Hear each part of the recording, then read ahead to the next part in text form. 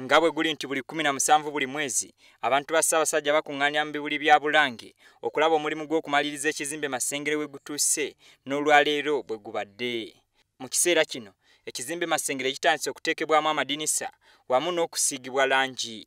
Wabula abaweebwa eddimu ly'okumaliriza ekizimbe kino bategeezezza Kamalabyonna ng'ensimbi bwe zikyetaagisiza ddala.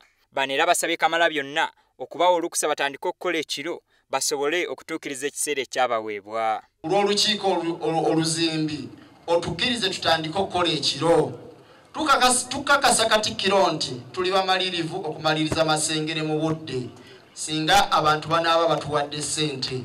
Oweekitiibwa olwaleero abantu ba Ssaabasajja bakunganyiza obukadde 2,609 ne tubanga olunaku mu ggwanika muguddemu obukadde 2,25,9. Bw'abadde ayogerako eri abantu, Kamalabyonna abasabye okwongera okuwaayo ssente era n'abeebaza obujjumbize bwe balaze mu mwaka oguyise nga ne mu guno bakole bwe batyo. Asiika obulamu tassa mukono, awo nno tugenda mu maaso.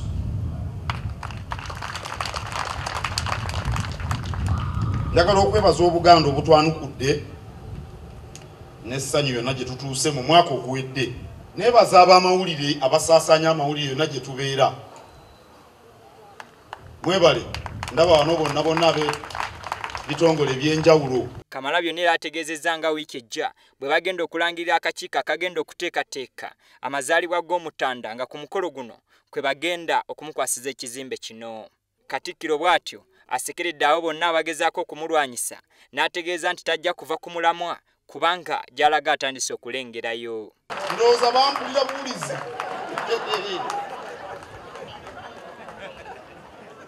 Nti nno ne pulezidenti yagambye nti ettoffaali alikooyi. Otyo bw'okola kino wabaawo ayogera kiri, bw'okola kiri ate n'ayogera kino. Bw'odda eri n'agamba dde eno, ate bw'odda eno n'agamba dde eri. Kaakati gw'obeera ku mulamwa.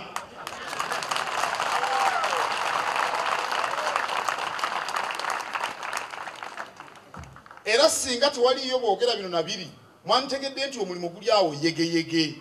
Kamalabyonna akulembeddemu abantu ba Kabaka okulambula omulimu gwe gutuuse ogw'okumaliriza Masengere. Abakali Serunyigo, WBS TV, Bulange Mengo.